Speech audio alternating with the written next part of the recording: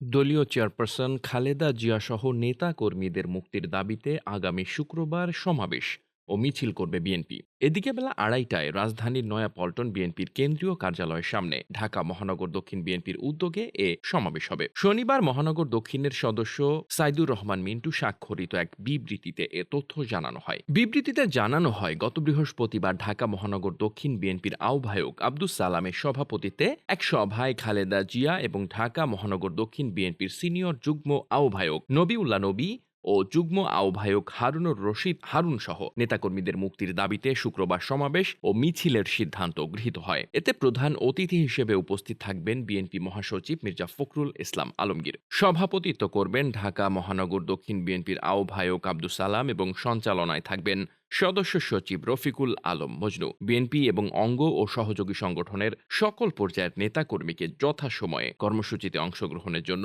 বিজ্ঞপ্তিতে আহ্বান জানানো হয়। Desk report, বার্তাবাজার।